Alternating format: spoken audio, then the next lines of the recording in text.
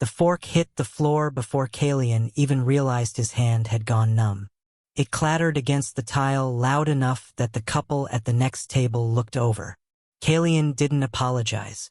Couldn't. His entire body had locked up the moment the restaurant door opened and the air shifted, the way air always shifted when Riven Valeros walked into a room. 5 years. 5 years of careful distance. 5 years of choosing small harbor restaurants exactly like this one. Quiet places, dim lights, the kind of spots powerful men never visited. And here he was. Kalian pressed one hand flat against the table and kept his eyes down. His other hand found Arlo's shoulder automatically, the way a parent reaches for a child when danger gets close without ever explaining why. "Papa, you okay?" Arlo's voice was soft, worried in the way 5-year-olds got worried, all eyes, no filter. "I'm fine, baby." Kalian forced his voice steady. "Keep looking at your menu." But Arlo wasn't looking at the menu anymore. He was looking across the restaurant, and Kalian already knew who was over there. He could feel it without turning his head. The way the waitstaff suddenly moved differently. Faster. More precise. The way the low hum of dinner conversation dropped about 3 notches without anyone announcing a reason. People always adjusted when a Valeros entered a room. They did it without thinking, like breathing around a lit match. Kalian finally let himself look. Riven Valeros sat across the room at a corner table, his back half turned, a glass of water untouched in front of him. He wore a dark button-down, no tie, sleeves rolled to the elbow. He looked relaxed, quiet, the way very dangerous men sometimes looked quiet. Like the stillness wasn't peace, it was patience. And beside him, a boy, yellow hoodie, legs swinging, laughing at something with his whole face. Riven leaned over and twirled pasta around a fork. Lifted it carefully.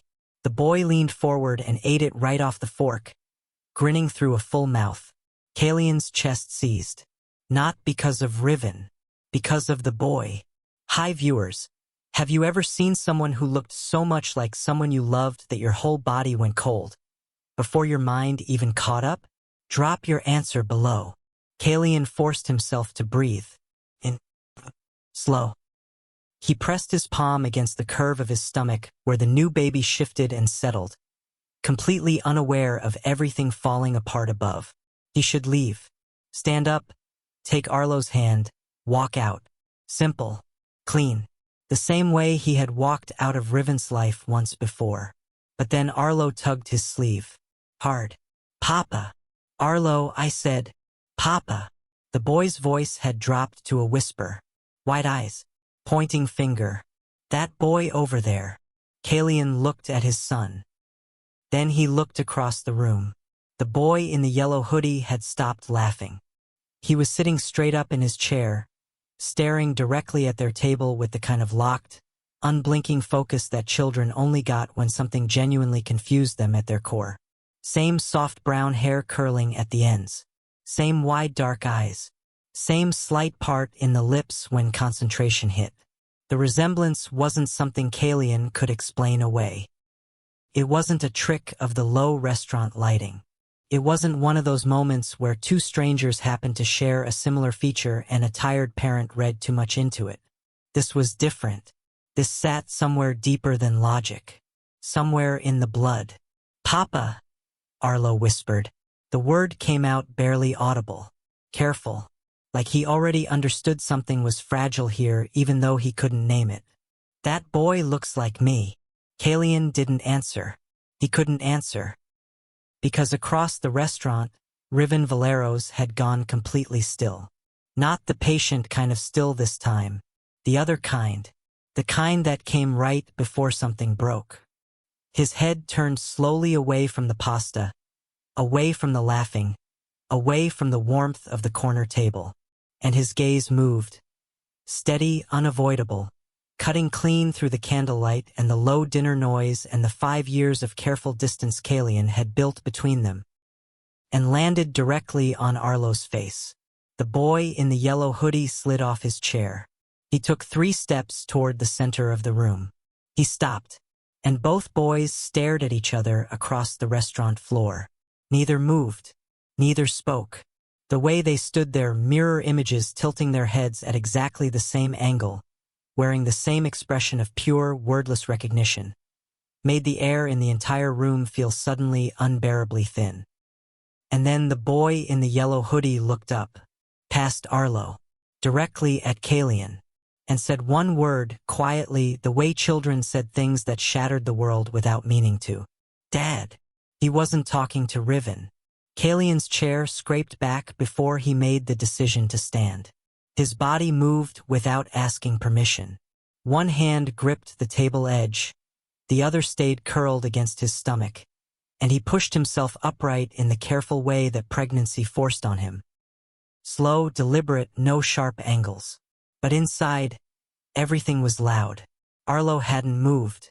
He stood exactly where he had stopped, 3 feet from the other boy, studying that small face the way children study things they can't quite categorize.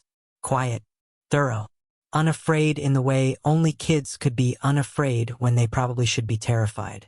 Across the restaurant, Riven was already standing.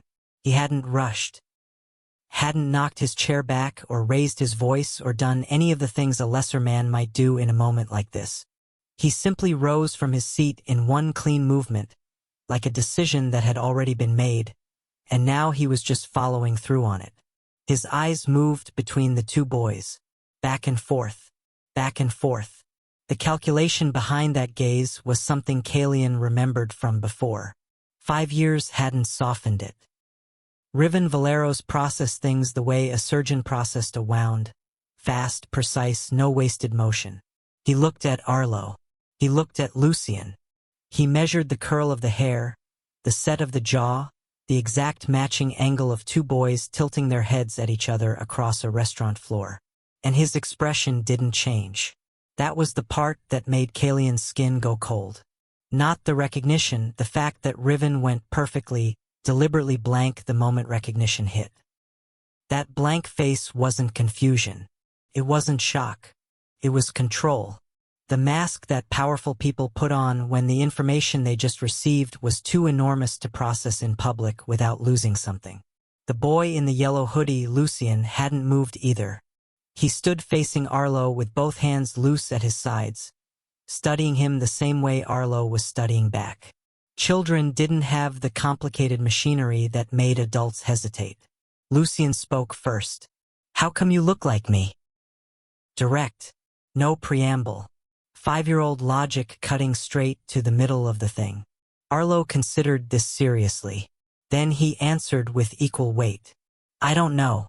How come you look like me?" Lucian thought about it. Then he said, "Maybe we're the same person." Arlo shook his head. "No, we're both here, so we're different people." Lucian accepted this immediately. "Okay, what's your name?" "Arlo." "I'm Lucian." A pause. "You want to sit together?" "Yeah." And just like that, as if the world hadn't just cracked open under both their families, the two 5-year-old boys turned and walked back toward the tables together like they had known each other their whole lives.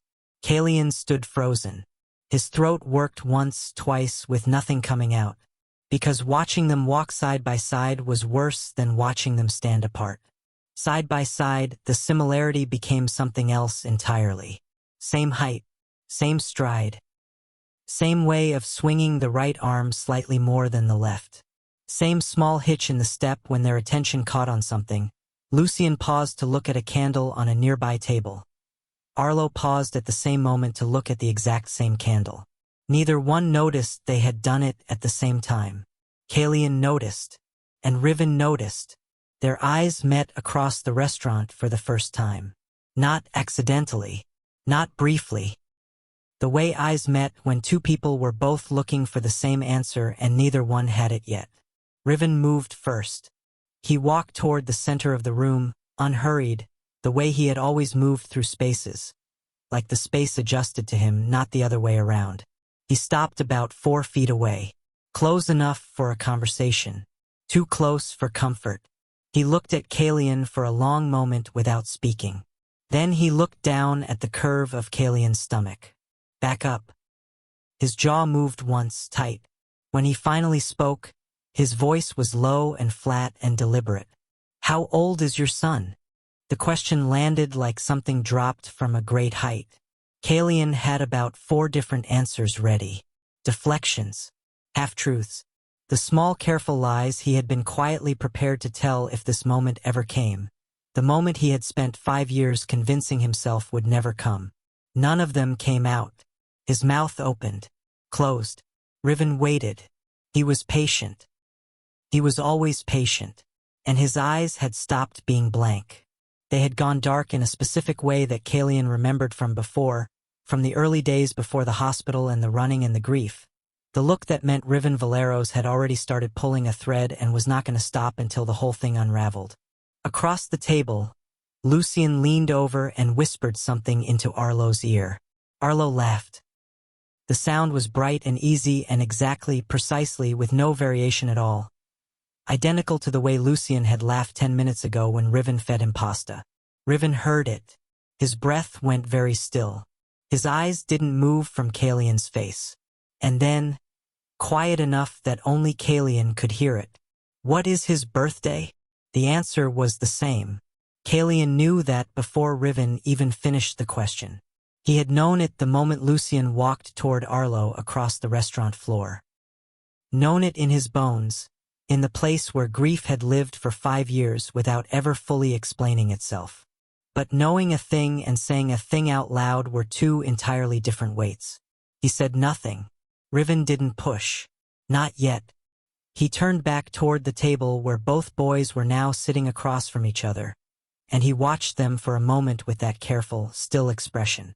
Then he pulled out the chair across from Kalian and sat down without asking permission. The way he had always moved through Kalian's life, not forcing, not demanding. Just occupying space until the space accepted him. "You don't have to answer right now," Riven said. It didn't sound like mercy. It sounded like a man who understood that the truth wasn't going anywhere. Kalian sat back down slowly. His hands found the edge of the table. He needed something solid, because the memory was already coming back. Not slowly, the way old things usually surfaced. Fast. The way things you buried badly always came back. All at once, sharp and completely unwilling to be gentle about it. 5 years ago, Kalian was 22 years old and working banquet service at the Velos Harbor Hotel. It was the kind of job that paid enough to matter and asked almost nothing. Carry things, set things, stay invisible. He was good at invisible. Suited him. The Valeros event was private, floor reserved, security at every stairwell. Kalian had worked enough high-end functions to understand that some clients paid for the food and paid even harder for discretion. He kept his eyes on the trays and his mind on the next course. Until the room cleared for a break and one man didn't leave. Riven Valeros sat alone at a long white table, jacket off, reviewing something on his phone with the quiet focus of someone who genuinely didn't care that the room was empty. No performance. No posturing. Just a man working through something in the silence. Kalian collected glasses from the far end of the table. He was careful, quiet, 3 feet away, and Riven looked up. Not the way people usually glanced at servers. The other way. The way that meant he was actually seeing him. "You've refilled that same glass twice," Riven said. His voice was low, even, not accusing, just observant. Kalian's face went hot. "I'm sorry. You don't need to apologize." A pause. "You looked like you were thinking about something." That was how it started. Not with money or power or any of the things Kalian would have expected from a man like that. Just a conversation between a cleared banquet room and a single glass that kept getting filled and never emptied. Kalian didn't know what Riven was for weeks. He understood wealthy. He understood private. He understood the weight of a name that made other people careful. But the full picture of who Riven Valeros was didn't arrive all at once. Came in pieces. An overheard phone call. A name someone whispered with too much fear behind it. A news article with a photograph. And by the time the full picture was clear, Kalian was already in love. Already carrying twins he didn't know about yet. He told Riven about the pregnancy on a Tuesday evening in Riven's apartment, standing in the kitchen while pasta boiled on the stove. The same pasta Kalian had just watched Riven feed to Lucien 45 minutes ago, the detail so precise it felt like cruelty. Riven had gone quiet. Then he had turned around from the counter, crossed the kitchen in 3 steps, and put both hands on Kalian's face like something that had been waiting for permission. "Both of them are mine," he said. Kalian had been so startled he almost forgot to confirm the twins' part. "I only said one," he said. Riven's mouth curved slightly. "There are 2. I can tell." Kalian had thought he was ridiculous. He found out 3 weeks later that Riven was right. 2 heartbeats. 2 boys. Both healthy. Both his. And that was the last moment Kalian could clearly name as safe. Because after that came the complications. The threats that started arriving through channels Kalian didn't understand. The faces that appeared outside the places he frequented, staying just long enough to be noticed and not long enough to be confronted. The mafia world pressing in at every angle, making it clear that an Omega carrying Valero's heirs was not a private matter. It was a target. And then, "Papa!" Arlo's voice cut through the memory cleanly.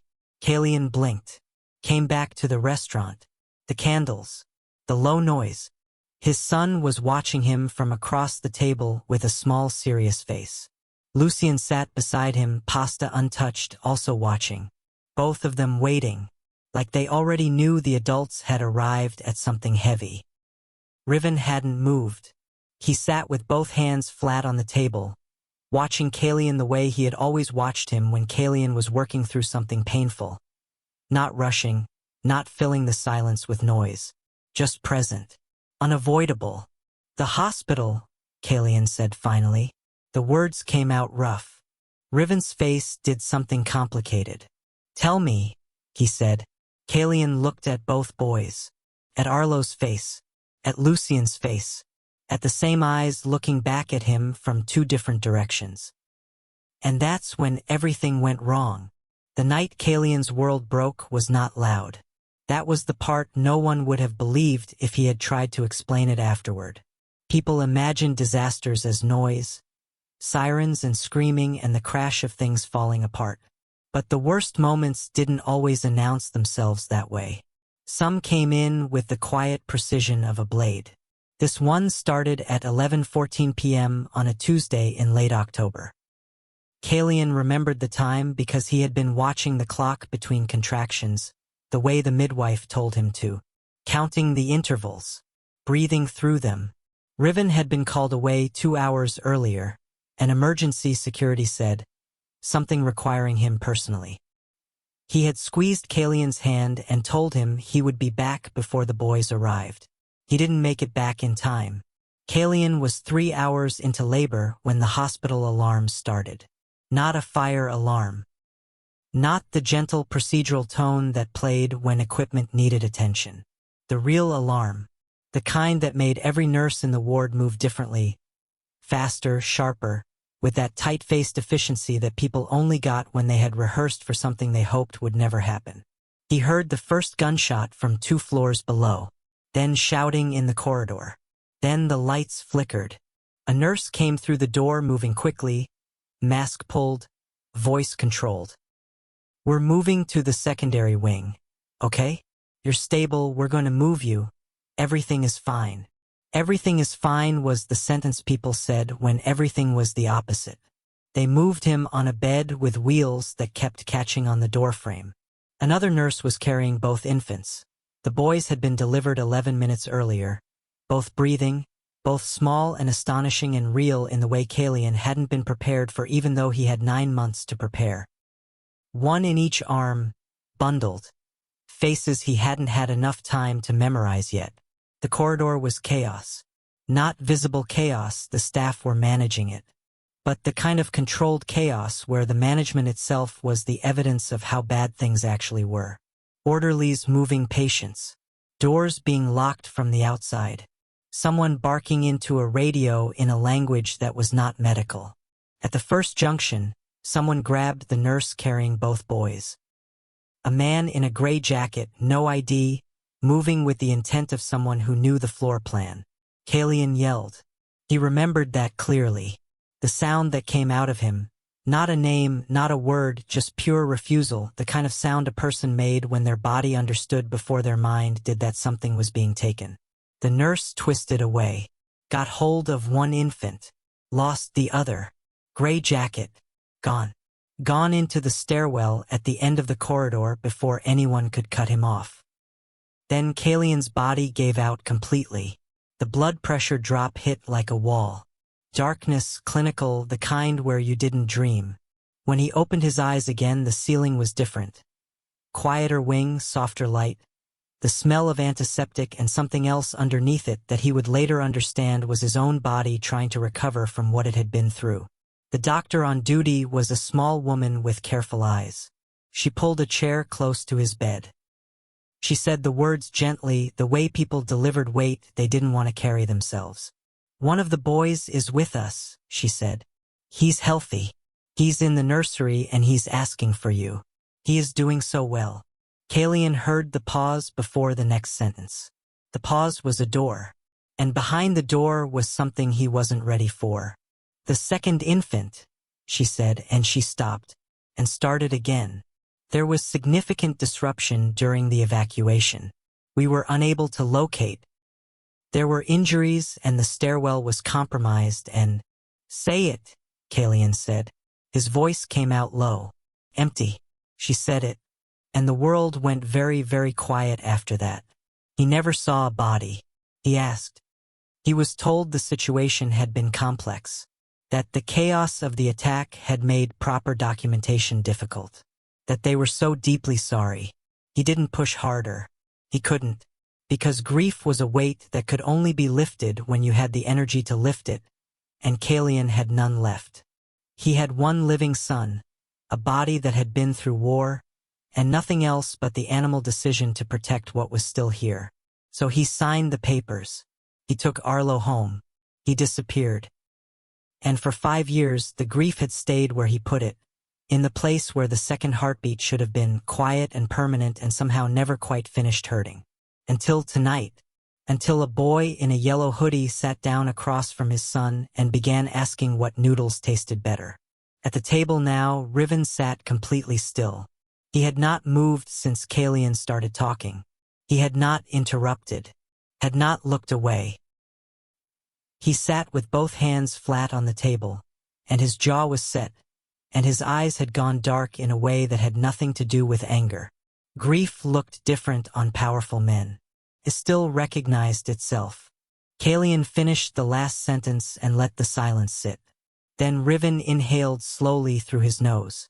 His gaze moved to Lucian, to the yellow hoodie, to the brown hair curling at the ends, to the small face that was currently instructing Arlo on the correct way to twirl a fork. Index finger on the handle, slight pressure on the tines, with the focused authority of a child who had been eating pasta his entire life. Lucian's birthday, Riven said.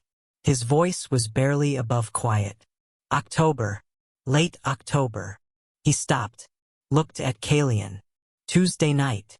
The air between them went still. I found him, Riven continued, slow, measured, like a man stepping carefully over something fragile. 3 days after the hospital attack. An informant brought information that a newborn had been separated during the raid. Abandoned in the stairwell by someone who ran. He paused. My men recovered him. I assumed he belonged to one of the casualties. I spent 8 months trying to identify his family. Kalian's hands were not steady anymore. When I couldn't locate them, Riven said, I kept him. He said it simply, not defensively. The way a man stated a fact he had no apology for. I named him Lucian. A long pause. And I raised him. Across the table, Arlo had stopped twirling his fork. He was looking at Lucian. Lucian was looking at him. Both boys quiet now. Both picking up the way children always picked up, the weight of what the adults around them were feeling without understanding the shape of it. Then Lucien set his fork down. He looked at Arlo very seriously. "My dad found me in a stairwell," he said, like this was a normal piece of information.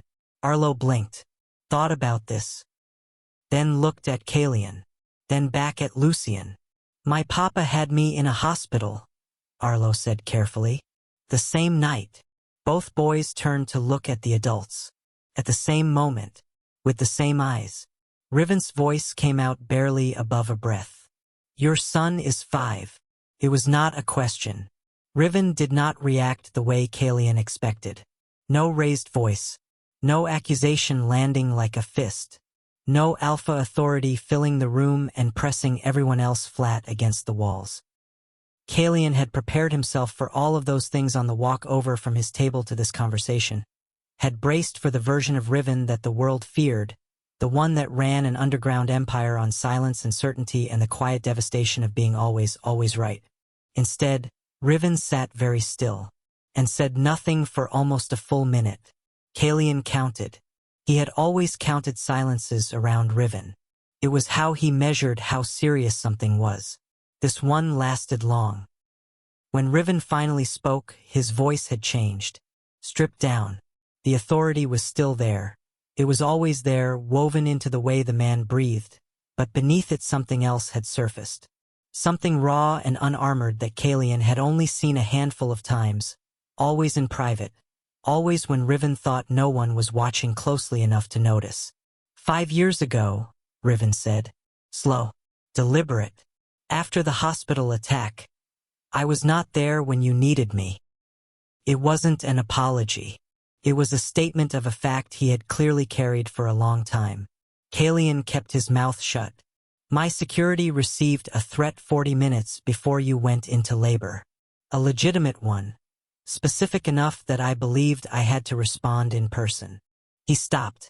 His hands moved on the table, a short, restless shift that he controlled immediately. By the time I arrived back at the hospital, the wing was evacuated. You were gone. The room was empty. Kalian stared at him. You came back. Within 2 hours. I was moved to. I know where you were moved to. Riven's voice was even. I found out the next morning. By then your discharge paperwork was filed, and there was no forwarding information. A beat. You didn't want to be found. This was not a question either. Kalian looked at the table. He didn't have a clean answer for that. The truth was complicated in the way most survival decisions were complicated. Made in grief, made in fear, made in a body that had just lost something catastrophic and had one remaining thing worth protecting. He had not been thinking about Riven's feelings. He had been thinking about Arlo's life. I thought one of them was gone, Kalian said. Quiet. I thought if I stayed, if I let you find me, I would be pulling us back into the world that got us attacked in the first place. Into the world that... He stopped. Started again. Into the world where being connected to your name made my children targets. Riven absorbed this. He did not argue with it, which meant he had thought the same thing. 3 days after the attack, Riven said carefully, one of my people found an infant, a newborn, male, no identification, left in the hospital stairwell during the chaos. His eyes moved to Lucien. Healthy, furious about being cold, absolutely certain about letting everyone in a 3-floor radius know it. Across the table, Lucien had been quietly listening to everything with the focused expression of a child who understood he was being discussed but wasn't sure whether to be alarmed or interested. He appeared to have landed on interested. That's me, Lucien confirmed helpfully. Arlo looked at him. You were in a stairwell? Yeah. Was it scary? Lucien considered this. I don't remember. I was a baby. Arlo thought about this and appeared to find it a reasonable answer. Riven's mouth moved in something that, in another moment, might have been close to the edge of a smile. It didn't stay. I spent 8 months attempting to locate his biological family, Riven said to Kalian. His voice was back to flat and careful. I had investigators on 3 different threads. No matches came back. No missing persons reports in the system matched the date and the location. Nothing. He paused. Because the one person who should have reported a missing infant believed the infant was gone. The sentence landed with precise, terrible weight. Kalian's throat closed. You believed he died, Riven said. Not cruel. Just accurate. And I believed I had found an orphan. And we spent 5 years. He stopped himself. Reset. We spent 5 years each raising one half of the same child. The same child. The phrase hit Kalian somewhere deep and structural. He pressed his hand against his stomach again. The new baby moved. A small rolling shift. Nothing urgent. Just the quiet reassurance of continued presence that pregnant bodies gave when the world outside became too much. Riven watched his hand. His jaw worked once. How far along? He asked. Kalian looked up. 7 months. Something moved through Riven's expression. Not one emotion. Several, moving fast and then all going below the surface so quickly that a person who hadn't spent a year learning to read that face would have missed all of it. Kalian caught all of it. Across the table, Lucien had gotten tired of the adult conversation.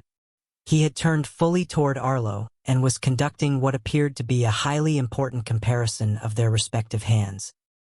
Holding them up palm to palm, measuring the size, checking the fingers with the methodical seriousness of a scientist establishing baseline data.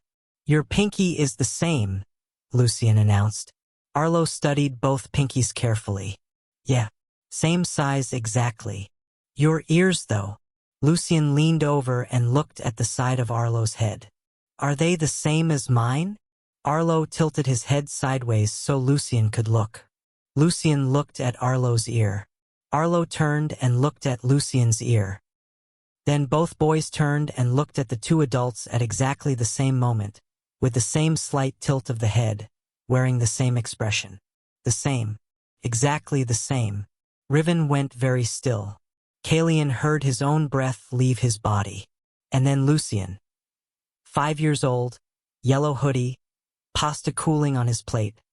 Completely unaware that he had just rearranged the entire landscape of 2 men's lives with 17 words, looked between them both and asked the question with the simple directness that only children were capable of. Dad, he said, looking at Riven. Then he turned to Kalian. And you, back to Arlo. And you, he pointed at each of them in turn, and said it. Are we brothers? The word hung in the restaurant air. Not loud, not dramatic, just true. The way the truest things were always quiet. And neither man answered, because in that exact moment neither one of them needed to. The answer was already sitting across from each other at a restaurant table, measuring pinkies and checking ears. And it had been sitting there all along. The restaurant had gone quiet in a way that had nothing to do with noise. People were still talking at other tables. Forks still moved. A waiter crossed the room with a tray of water glasses. The normal world was still happening around them. But at this table, everything had stopped. Riven sat back in his chair and looked at both boys for a long moment. Then he looked at Kalian. And something behind his eyes shifted. Not anger, not accusation. Something older than both of those things. The kind of feeling that arrived when a man realized he had been living half a story for 5 years and had never once known the other half was walking around somewhere. Growing, laughing, learning to twirl a fork. Lucien and Arlo were no longer measuring pinkies.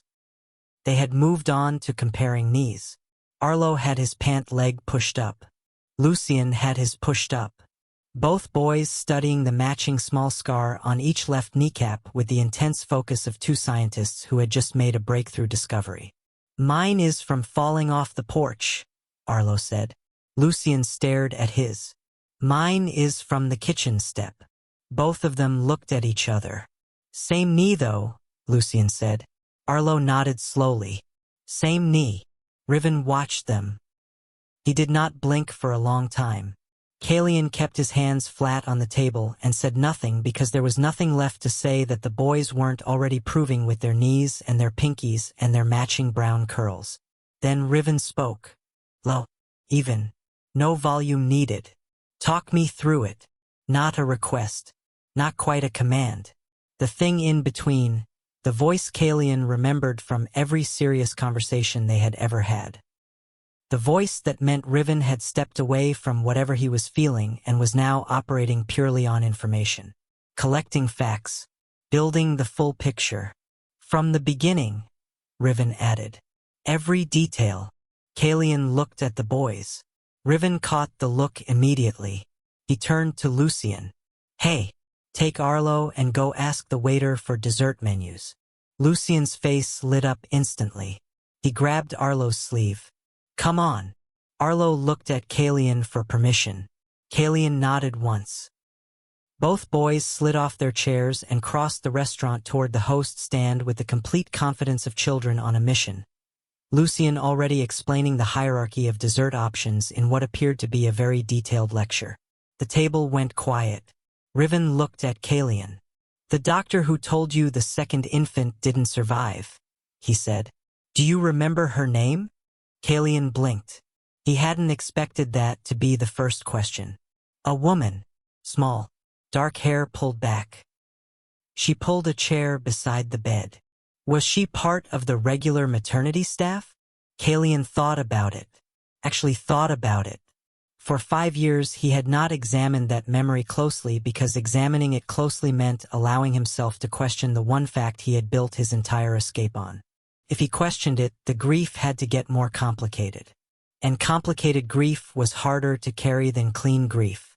I don't know, he said slowly. I don't remember seeing her before that night. Riven's jaw tightened by a fraction. That matters.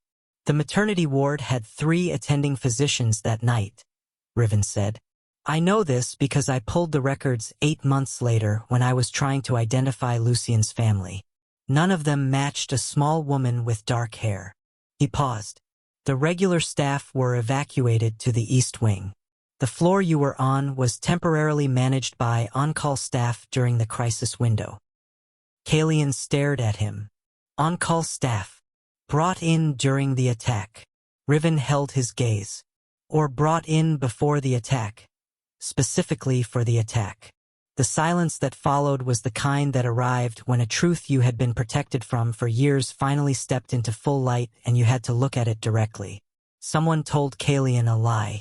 Deliberately. In a hospital room on the worst night of his life. And he had believed it. He had believed it and signed the papers and run. And the running was exactly what they wanted. One son taken cleanly. One father removed from the picture. And Riven left believing both were gone. They didn't want the twins found, Kalian said. His voice came out barely recognizable. No, Riven confirmed.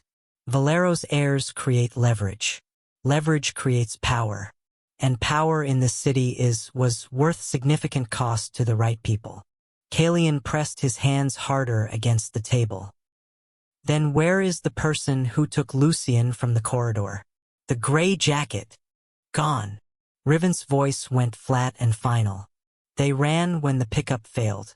When the chaos scattered their plan and an infant ended up in a stairwell instead of wherever they intended him to go. He paused. They abandoned the mission. And Lucian ended up with me instead. Both men sat with that. Lucian had been a failed kidnapping. An abandoned target. A newborn left in a stairwell between 2 operations that had both collapsed at the same time, and recovered by the man who had unknowingly been raising his own son all along. Across the restaurant, Arlo laughed loudly at something Lucian said. The sound carried. Riven's eyes closed for exactly 3 seconds. When they opened, the blank mask was gone. Not replaced by anger. Replaced by something that was harder to look at directly. You didn't take my son, he said quietly. And I didn't take yours. Kalian's throat burned. We were both lied to, Riven continued. And we both spent 5 years protecting the same family without knowing it. The same family. Kalian looked at his hands. At the curve of his stomach beneath them. At the 2 boys now returning from the host stand.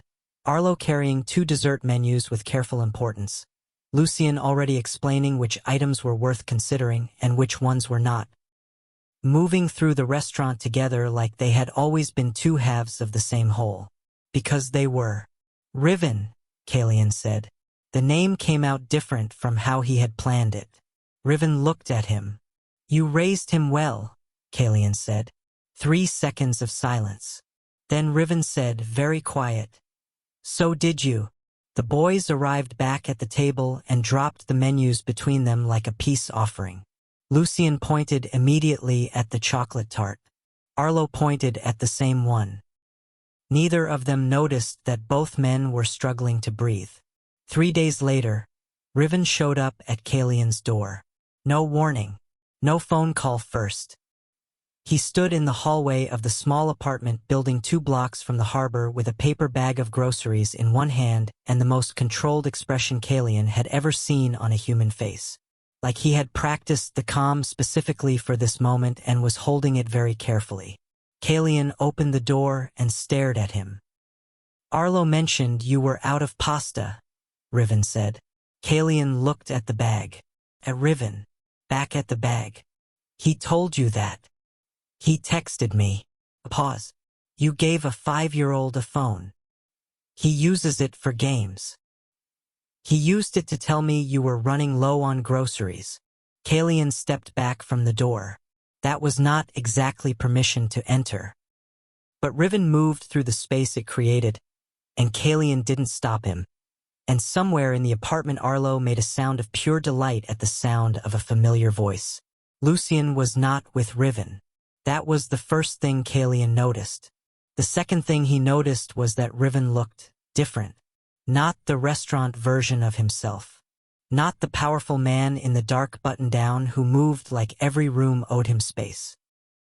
He looked like a person who had not slept cleanly in 3 days and was managing it but not perfectly. Good. Because Kalian had not slept cleanly either. Arlo appeared from the hallway in socks with dinosaurs on them, took one look at the groceries, and declared pasta night with a level of authority that suggested this was already settled. Riven let himself be directed to the kitchen. Kalian leaned in the doorway and watched him move around a space that wasn't his. Carefully, without assumption, asking where things were instead of opening cabinets, taking the long way around the counter to avoid getting in the way. This was the part that was hard. The part that arrived after the restaurant revelation and the quiet hour of exchanged truths and the 2 boys comparing dessert menus. The part where real life had to figure out what to do next. The boys had seen each other every day since. Lucien arrived at the park near Kalian's apartment the first morning after the restaurant and announced that Arlo had agreed to teach him how to skip stones, and he was here for that. He said this directly to Kalian with the matter-of-fact certainty of a child who had not yet learned to be uncertain about things he wanted. Kalian had stood at the park bench watching 2 identical boys at the water's edge and felt something break open inside him that he had been keeping sealed for 5 years. Not grief this time, something else. Something closer to the feeling of setting down a weight you had carried so long you had stopped noticing how heavy it was. But the boys being inseparable was the easy part. The easy part was always the children. The hard part was the 2 men who had to figure out what to do with a 5-year history of grief and separation, and a future that suddenly had a shape neither of them had planned for. In the kitchen, Riven was boiling water. Arlo sat on the counter, which Kalian did not allow and which Riven had apparently not known was a rule because he had lifted the boy up there without asking, and was currently giving instructions on the correct pasta-to-water ratio with extreme confidence. You put too much water, Arlo said. The water needs room to move, Riven said. My papa puts less. Your papa and I have different methods. Arlo considered this seriously. Can you have a pasta cook-off? Riven glanced over his shoulder at Kalian. Kalian kept his expression even. He was not smiling. This was a serious situation. Maybe another time, Riven said. Arlo accepted this with the patience of someone filing it away for later use. Kalian pushed off the door. For a few minutes neither of them said anything. Just the sound of water heating, a wooden spoon moving, Arlo narrating the whole process to an imaginary audience somewhere above the refrigerator. Then Riven said, quiet enough that Arlo couldn't hear over his own commentary, "I've been pulling the investigation apart." Kalian's hand stilled on the spoon. "The hospital attack was 6 years in the planning," Riven continued, the same low, even voice. "Colander Bryce's syndicate. They had embedded a contact inside the maternity staff rotation 8 months before your due date, specifically targeting the possibility of a Valero's pregnancy. The name Colander Bryce landed like cold water. Kalian had heard it once, years ago, in a conversation he was not supposed to be part of. A name said carefully, the way dangerous names were said, with space around it. "He's gone," Riven said, before Kalian could ask. "His syndicate collapsed 2 years ago. I handled it." He paused. "I handled it before I knew why it personally mattered." He had dismantled the people responsible, without knowing they were responsible. The specific terrible precision of that hit Kalian somewhere deep. "The woman who told me," Kalian said carefully. "The doctor. She relocated after the attack. Different city. Different name." Riven's jaw moved once. "She's been located." Kalian turned to look at him directly. Riven met his gaze. "I'm not going to do anything to her," he said. "I need you to know that. What I want from her is a statement. Documentation. The full account of what she was paid to say and who paid her." A pause. "Because there are papers from that night that need to be corrected. Official records. Arlo's documents. Lucien's documents." He stopped. "They're real birth certificates. They're real birth certificates. Both boys. Same parents. Same birthday. Finally documented as what they had always been." Kalian set the spoon down. He pressed both hands flat on the counter. He was not going to get emotional in front of Arlo. This was a decision he was making right now, clearly and deliberately, because if he started he would not stop easily. From the counter, Arlo had stopped narrating. He was watching both men with that small serious face he got when he was measuring something. "Dad?" he said. Not to Riven. To Kalian. "Yeah, baby. Is Lucien going to live with us?" The question was very simple. The silence it created was not. Kalian looked at his son. Riven looked at the water that was beginning to boil. And outside, somewhere below the apartment window, the harbor fog was rolling in off the water, and the city was doing what cities did. Moving, breathing, continuing, completely unaware of the quiet, structural thing that was being rebuilt inside one small kitchen. "We're figuring that out," Kalian said finally. Arlo nodded like this was a reasonable answer. Then he looked at Riven. "Do we have 2 dads?" The question hung there, not demanding an answer, just existing, like all the truest things existed, quietly, without apology, waiting for the adults to catch up. The name came up in a file Riven's investigator delivered on a Thursday morning. Marcellus Kane. Not Colander Bryce's second-in-command. Not a known face in any syndicate hierarchy. Not someone whose name appeared in police records or federal filings or the careful internal documents that Riven's organization kept on its enemies. A hospital administrator. Mid-level. 15 years at the same institution. Perfectly unremarkable by every external measure. Riven sat with the file for a long time at his desk. Because this was the part that mattered. Colander Bryce's syndicate had paid for the attack. That was known. That was documented. The weapons, the timing, the embedded hospital contact, all of it traced back to Bryce's money and Bryce's orders, and Bryce was gone, and the syndicate was gone, and Riven had closed that chapter 2 years ago with the cold efficiency of a man who never left things unfinished. But Marcellus Kane was still there, still working, still sitting behind a desk at the same institution, signing the same administrative approvals, collecting the same paycheck. And his name appeared in the financial trail twice. Once in the payment record connected to the embedded contact.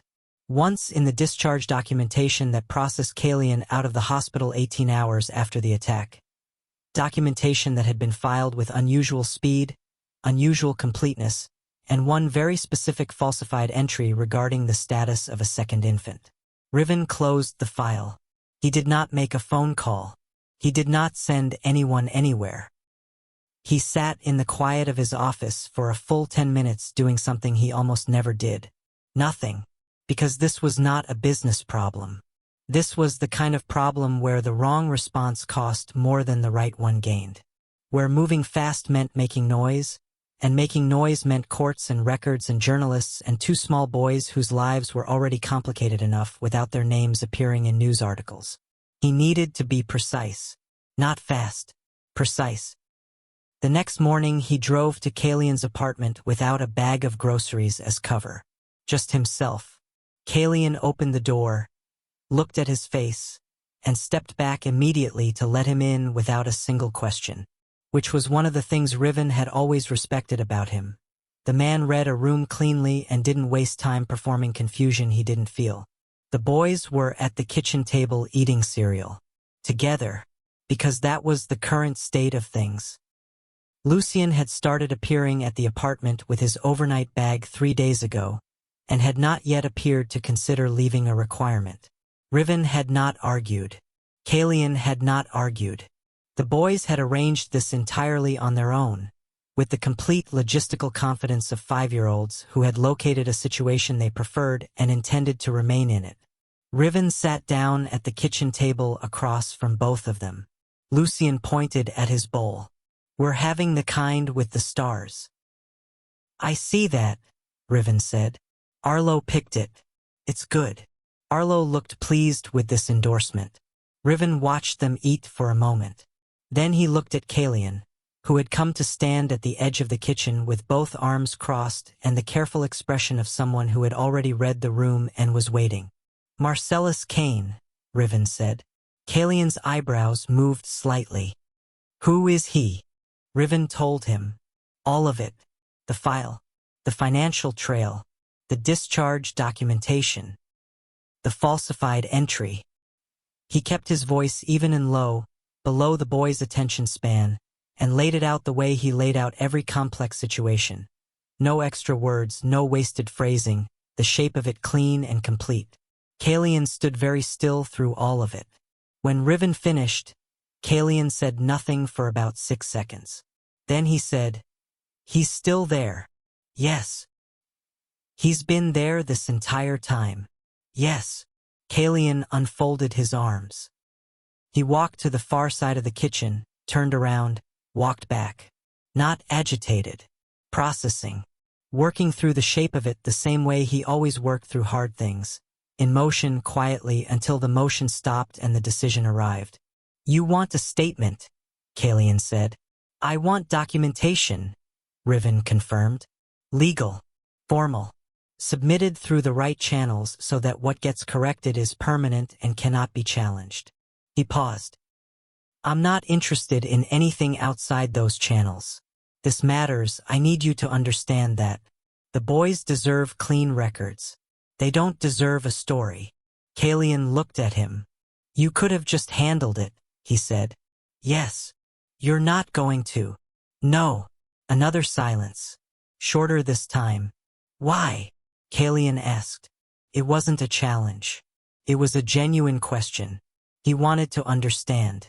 Riven held his gaze. "Because they're going to grow up knowing their family was put back together correctly. Not quietly. Not conveniently." He paused. "They deserve to know it was done right." At the table, Lucien had apparently finished his cereal and was now using the spoon to conduct some kind of engineering experiment involving the empty bowl and a paper napkin. Arlo was watching this with focused interest, offering suggestions. Neither boy was paying attention to the adults. Children had a gift for that. Knowing when not to listen, Kalian watched his son for a moment. Then he looked at Riven. "Okay," he said. "Okay. Do it right," Kalian said. "Do it the way you said. I'll give whatever statement they need." Riven nodded once. The conversation closed. But then Kalian said something else. Quiet. Almost offhand. Except that nothing Kalian said was ever truly offhand. "Riven." "Yeah." We were protecting the same family. A pause. His hand went to his stomach briefly. Without knowing. The sentence hung there. The same sentence Riven had said in the restaurant 3 days ago, now returned to him from a different direction. From the person it mattered to most. Riven looked at the two boys at the table. At Lucien explaining the napkin architecture to Arlo. At Arlo making a small adjustment to the napkin placement that Lucien immediately approved. And he said, very quiet, "We're not doing it without knowing anymore." Kalian's hands dropped to his sides. Something in his face shifted. Not a smile exactly, but the thing that arrived just before one. And across the table, Lucien looked up from the bowl and napkin structure and said, with the casual confidence of a child who considered this fully resolved, "Dad, can we get a dog?" Arlo's head snapped up immediately. "Yes, please, a dog." Both boys looked at Riven. Then both boys looked at Kalian. Riven looked at Kalian. Kalian looked at Riven. The thing in his face, the almost smile, moved one step closer. The paperwork took 11 days. Riven's legal team was thorough in the specific way that teams became thorough when the man who employed them made clear that mistakes were not acceptable and speed was not the priority. Every document reviewed. Every statement cross-referenced. Every signature obtained from the right person in the right order through the right channels. Marcellus Kane resigned from his position on day 7. He did not fight it. He provided a full written account of what he had been paid to do, who had directed him, and what the falsified entries in Kalian's discharge records contained. He signed it. His attorney notarized it. It went into the legal record and stayed there. On day 11, 2 amended birth certificates were issued. Both boys, both names, both fathers listed correctly. Riven held his copy in his hands for a long time in the quiet of the apartment kitchen. Kalian's kitchen, which had quietly become the kitchen where most things happen now, and didn't say anything for almost 2 minutes. Kalian did not fill the silence. He understood the weight of the paper. He had held his own copy for 20 minutes that morning before he could set it down. Then Arlo appeared from the hallway with Lucien directly behind him, both of them still in pajamas, both with that particular brand of morning energy that children carried like a renewable resource that adults had somehow lost the instructions for. Arlo climbed directly into Kalian's lap without ceremony. Lucien looked at Riven. Riven opened his arm. Lucien climbed up. And both men sat at the kitchen table, each with a son on one side, the amended birth certificate still visible between them, and the unborn baby shifting gently inside Kalian like a reminder that the story was not finished yet. It was just finally being told correctly. "Can we get the dog today?" Lucien asked. "Not today," Riven said. "Tomorrow. We'll talk about it."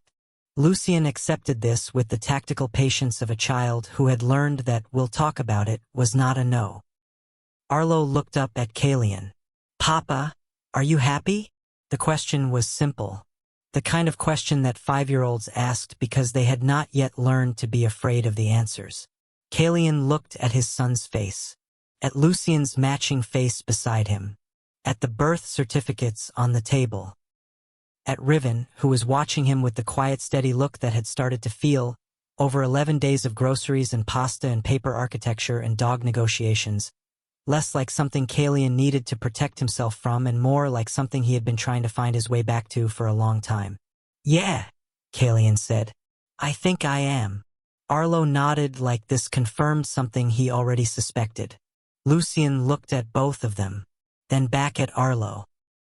"I told you," he said with enormous satisfaction. Arlo looked at him. "Told me what?" "That they just needed to figure it out." Lucien shrugged. "Kids always know." The kitchen went quiet. Then Kalian laughed. Not a polite laugh. Not the managed kind. The real kind. Sudden and unguarded and carrying 5 years of held breath inside it. Riven looked at him when it happened.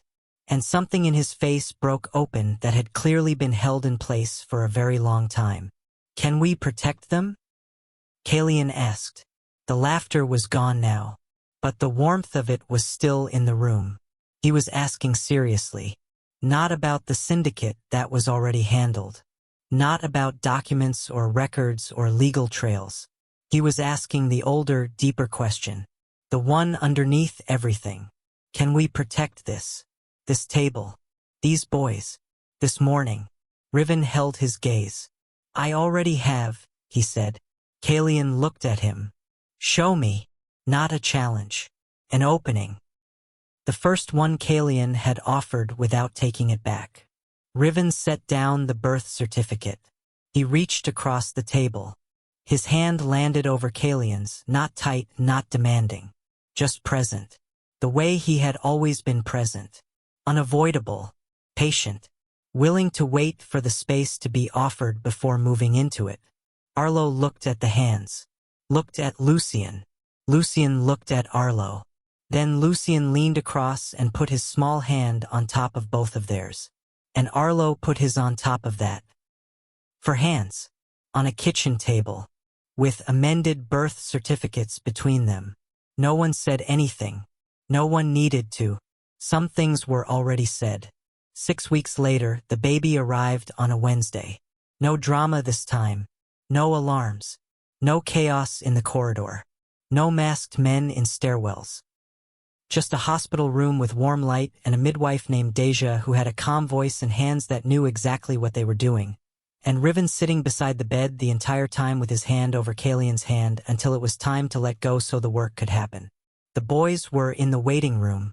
Riven had set up a tablet with a movie, a bag of snacks, and a very specific instruction set delivered to Lucien, who had appointed himself the responsible party based on birth order logic that Riven had not successfully argued against, about behavior expectations and the definition of emergency as it related to interrupting adults. Lucien had listened to all of this carefully and then asked if a snack shortage counted as an emergency. Riven had told him no. Lucien had accepted this but visibly filed it as a gray area. The birth took 4 hours. A girl. Small and furious and entirely certain about letting everyone know it, in a way that made the midwife laugh and Kalian cry in the immediate, unguarded way that people cried when the thing they had been holding their breath for finally arrived safely. Riven held her first because Kalian's arms were shaking and he needed 60 seconds to recover. He stood by the window with a newborn in both hands and looked at her face. For a long time he just looked at her. Then he walked back and placed her very carefully into Kalian's arms. He sat on the edge of the bed, and he said nothing at all for a while, because some things didn't need words. The quiet was enough. When the boys came in 20 minutes later, Arlo walked directly to Kalian's side and looked at the baby with enormous seriousness. She's small, he said. She just arrived, Kalian said. You were small once too. Arlo appeared to find this difficult to believe. Lucien stood beside Riven and also looked at the baby with enormous seriousness. Does she have a name? Lucien asked. Kalian looked at Riven. Riven looked at Kalian. We're still deciding, Kalian said. Lucien considered this. She looks like a Zora, he said. Arlo looked at the baby. Looked at Lucien. Yeah, he said. Zora. Both boys looked at both men. The way they always looked. Together, matching, the same brown eyes waiting with the patient certainty of children who had already decided and were just waiting for the adults to confirm it. Kalian looked at his daughter's face. Zora. He tried it inside his chest. To fit.